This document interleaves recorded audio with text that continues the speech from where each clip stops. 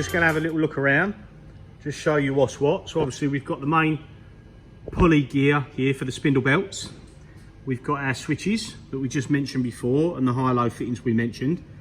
Now the switches are mounted on this metal bracket, and that is held on by 3 Phillips head screws. And then once this bracket is removed, the air cylinder, you can just about see in there, there's some socket cap heads. So there's 4 socket cap heads just in there that hold this air cylinder in line. So before that comes off, the switches on the bracket have to be removed. You wouldn't need to remove the switches on their own unless you're going to replace them. But your cable tied fittings, or little clips shall I say, are held in by a couple of socket cap heads there. This oil feed side can stay for the moment if we're just going to remove this first. See, one of the switches on this side is wrapped around that. And then like we said, we've got the pickup. So what I think is going to happen, I think I'm going to get this removed first, take all these lines off, disconnect the switches from there. That's right, so this one says high gear, which comes down and goes around. So it says this is the high gear switch, this is the low gear switch. I'll make note of that. I'm going to take plenty of pictures and we'll start disassembling this side of it to get the cylinder off, and we'll be able to have a look at that first. And then I need to work out how we actually get the rest of it off and this plate, etc. So I think we have to take the motor off, which is bolted to 3 places, which is here, here and here, and that will allow the motor to be removed from this plate. So bit by bit, I'll have a little bit of a clean up, remove some cables, remove some switches and lines and etc, and then we'll have a look at what we're doing. But one step closer, not too bad removing it from the machine. As mentioned before, I didn't realise the nitrogen setup was going to raise the head under its own pressure once the motor and the gearbox was removed. So either bolt it to the table using the fixing bracket or shipping bracket like I did, or have it extended all the way to the top. You also saw that we didn't have enough clearance to properly get it lifted with this sling. So before it goes back on, we're either going to shorten this sling right up, so it's right sort of tight down here like so, or I'm going to nut and bolt something through here and we'll have a lifting eye straight on there like we talked about before. Just go over to the machine. So there we are, bolted down there. Give you a glimpse inside the casting. This is your fitting for your oil mist. You can see a lot of old oil and gunk in there, and debris from belt degradation over the years. And we've got some more of the old leaky, sticky oil. And then we've got our spindle pulley here. Now this has got threads on there, I'm guessing, so that's so you can jack this off. I guess you can jack that off of there, but these bearings actually are quite noisy. Don't know if you can hear this. Let's try and get a bit closer.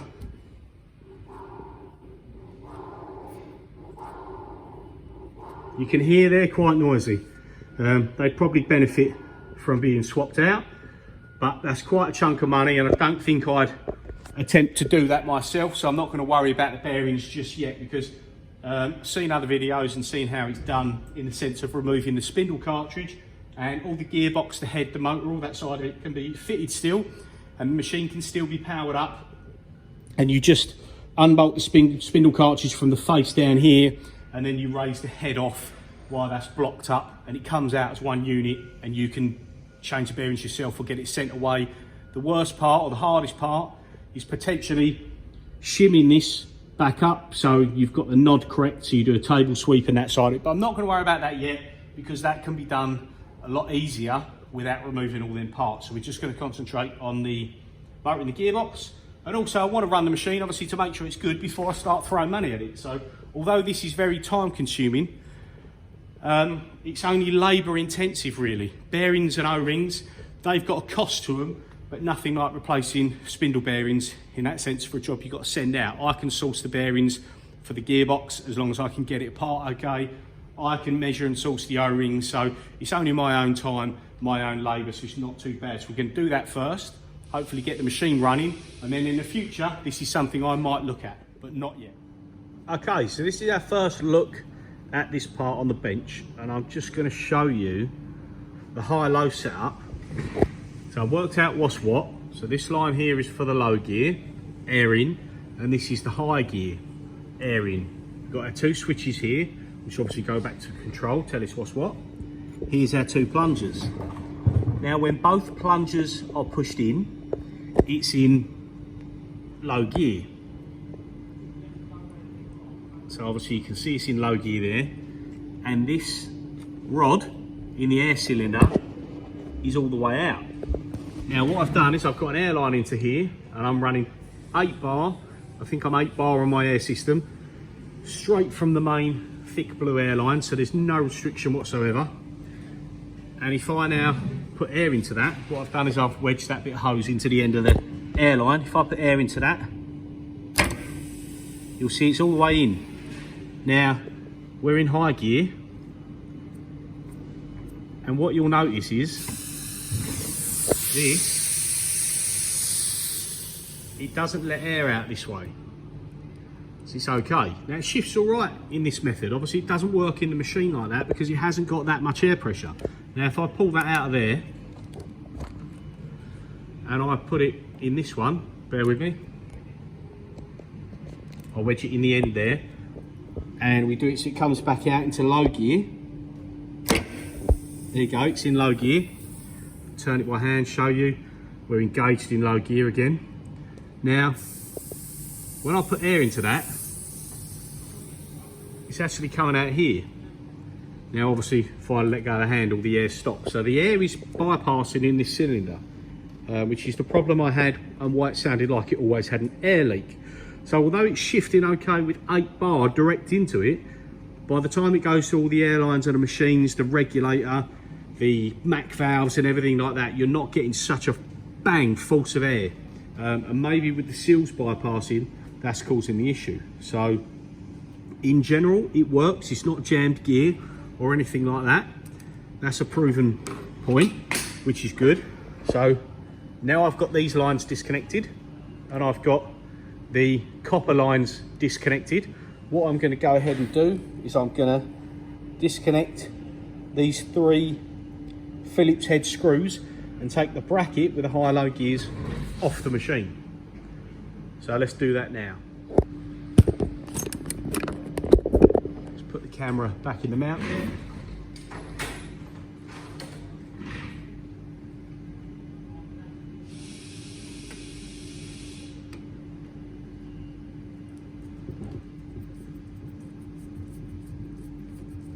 Now people say you can do this with the gearbox and everything in the machine, or just by raising the head slightly if all you want to do is the air cylinder. But I'd like to do the bearings while I'm at it. But I have read that the gears can be hard to remove. I'm not sure what gears have got to be removed with heat and this, that and the other to get stuff off. Maybe this one, but I'm assuming that one. I have got presses, but I don't know what sort of tonnage it will take to remove it. So there's your 3 Phillips head screws.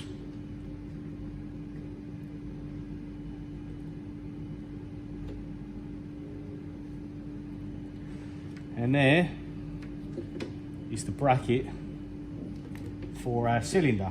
Now, I'll try and get this off, but the plugs can go through. Right, yes. So there's the bracket with your high-low gear switches. So they're either both engaged or neither of them are engaged. It's not one or the other. So when they're both fully out, it means it's in the high gear. When they're both fully in, it's in the low gear. So the switches aren't gummed up. I'll give it all a bit of a clean anyway, but the switches look good. I'll test the continuity before I put them back in to make sure they don't need replacing. And that side of it appears to be okay. So we'll put that to one side.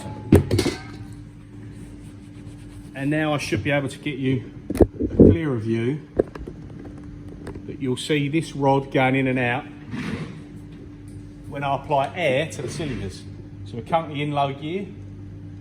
So high gear, you'll see this move inwards. And we're in high gear. And back into low gear, you'll see it come back out. So there's no issues with it going in and out. Once again, high gear. And low gear. So we know that that is moving okay. So next up, we'll disconnect these, or undo, sorry, 4 small socket cap head screws in here, and we should be able to remove this air cylinder off of this piston, and we'll be able to have a look what's inside. I'm going to leave these connected for the minute because I've got nothing in the way and the whole lot should come out. So let's go ahead and undo those.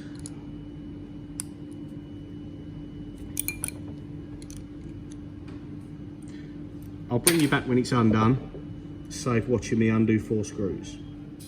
Okay, so you can see the 4 screws have been removed.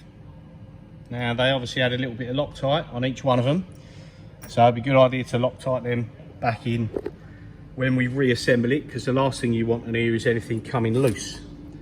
Now this cylinder here, I think, I'm just doing this one-handed. This is on this looks like an O-ring seal around here, so I'm just going to slide this down and take that off of there. So this is the air cylinder.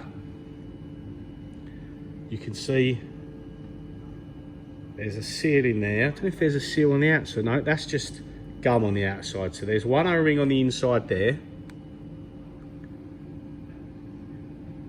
There looks to be an O-ring in this face, and inside you've got the smooth cylinder. Obviously air goes into each side of this top and bottom. Let's put that to one side there. I'm completely gummed up on my hands. And then you've got our piston here, and obviously if the air's this side, the piston's held in place with a circlip, and I'm guessing it's got circlip on the other side, but I can't quite see from here. Yeah, it's a circlip on the other side as well. And then again, you've got a seal in here, which looks pretty flat, to be fair. Doesn't look the best of seals. And then when the air comes up one side of it, it'll push in, comes up the other side, it'll pull out. So there you see there. So that's moving really free, which is a good sign, which says to me there's no issues inside of the gears. So you can see high gear there into low gear. So again, low gear, real simple push forward into high gear. So that's not jammed and that is moving freely, which is good. What you have to make note of, this little piston here must go back in this way up, because I've read on the internet, and again, I've got no reason to believe they're wrong, but if this is put in the other way round, it will not work and it will not seal. So when you're stripping this down, which I'm going to take this off in a minute with some circlip pliers, make sure you put this on that way. So it's like a top hat. So the top hat section goes towards the gearbox plate with the O-ring towards the end of the shaft. So let's get some little circlip pliers, and you can see there, this shaft doesn't rotate, so it's just in and out. So I'll get some pliers and we'll look at taking this off, and we'll have a look at this seal. Okay, so I've just wiped around here with a bit of rag, and we've got our circlip pliers here. I'll see if I can do it one-handed without losing the circlip, but I might have to, I have a feeling I might have to put the camera down, as this is quite tricky. I might have to get a little screwdriver or something, but I can open it. can't get it to come forward one-handed. So you get the gist. Let me just plonk you back on the camera mount. It's not the right angle for you to see, but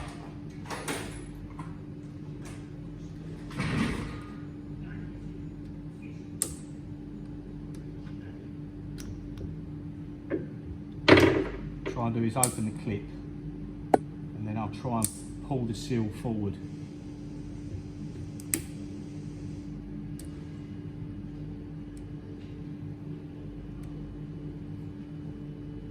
It's quite a fiddly one.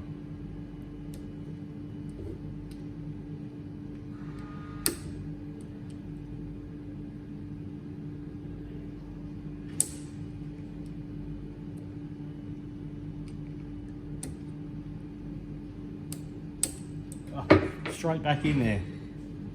Let's try again. This screwdriver that I'm attempting to use is a little bit big, to be fair.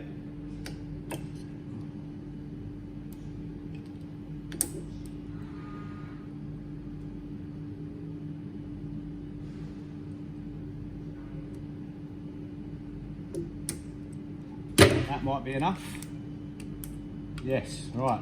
So let's pull that circlip off, and there you go. There's one circlip. Still really tension, that is. Got a lot of spring in that one still. Now we should be able to pull this off here. Now let me just take you back out of the camera stand and show you down here. So there's the first groove for the circuit, and you've got an internal O-ring there, which is quite flat, not protruding much. Could be an issue. Obviously you get a lot of wiggle room in that one, and then you've got the circlip on the other side to make sure that it's the shaft that moves and not the circlip. So remember the way that it goes: top hat section towards the plate and the O-ring facing downwards. So we slide that off there, and there you can see the O-ring. This piece is steel.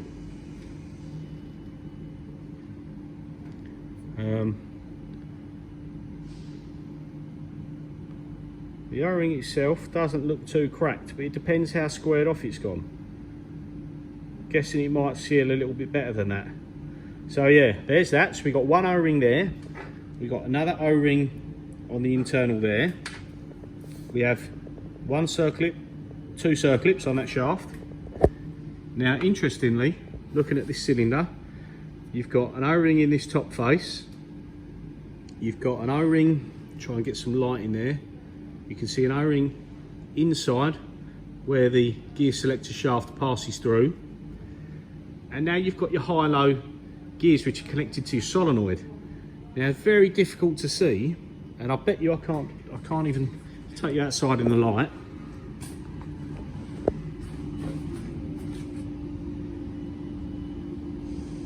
Now, can you see just in there is pitch black, is a pinhole, and that's where your air comes out of, and the same right down the bottom, almost on that shoulder, there's another air hole. Now they were a little bit gummed up, and let me show you the easiest way to clear them through. Obviously you can use an airline. I've actually used, in the UK, I use this Innertech Power Clean for all sorts of stuff, getting all the oil off and all that. So if I actually put the end of this nozzle, it fits perfectly into the tube there for the solenoid. Now this is for the high gear, so this is the bottom hole, and you'll see, let me just focus in there, hopefully it doesn't go in my eyes. See it coming out the bottom, making sure that's nice and clear. And if I take that tube out, apologies for the bad filming, but I'm trying to do this one-handed. Same again, if I get that tube, push it over the nozzle there, and again you'll see at the top of this cylinder, comes out there. Now you want to make sure that's nice and clean. So that will definitely clean it through. Oh, actual can pieces come out into the airline there. You want to make sure you don't leave that in it. And then what I'll do is I'll blow that out with air, so you know these lines are now fully clean. One of them did kind of, and then have something come out of it, maybe a bit of gunk build up, where you get water ingress in the lines from not having clean dry air. So this cylinder has been cleaned, and we need to pop these O-rings out, make a note of what goes where, and we need to measure them to make sure we can get the correct sizes to replace them. It might be a little bit more difficult because they're a little bit out of shape and flatted off, but what I'm going to do is I'm going to take off the circlip, measure the shaft, get the details of the O-rings so I can jot them down and hopefully order some more. So I'm going to do that now, lay it all out, and I'll bring you back. Okay, so we've got all the O-rings and the little circlips out of this setup, and there's probably going to be more once we take this whole plate assembly off, but we're just going to show you what's with this section. So there's the groove recess, which is for the top O-ring, which is to seal the face against the bottom here. Then obviously we've got the piston, which sits on the shaft and goes up and down with the high low gear depending on which side the air comes in. So if it goes from the bottom side, it pushes it up into high gear, and if it's in high gear and the air comes in on top of that, it puts it back into low gear. So this actually shifts really nice. You can see here, look, if I do that,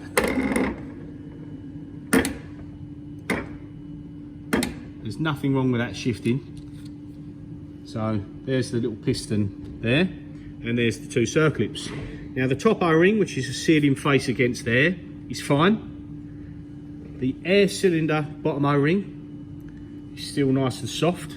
That's the one that goes, try and see you there, inside this groove in here.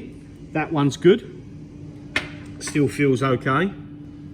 Now these two, this being the one that goes on this piston,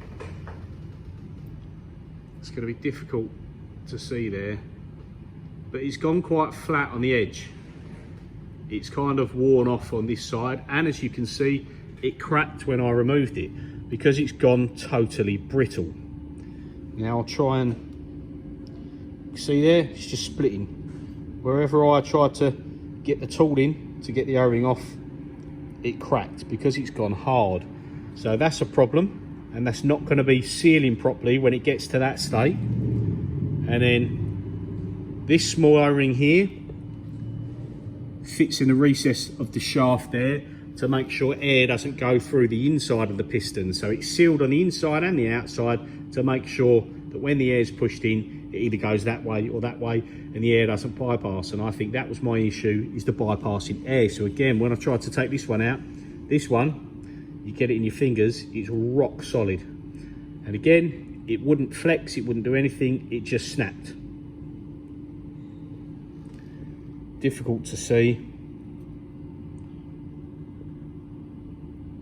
but it's gone brittle, and this one is the same. If I hold that there to focus on it, the edge is flatted off, so you can see it's almost like a square shoulder on that now, and that shouldn't be the case as far as I'm aware. So there we have it.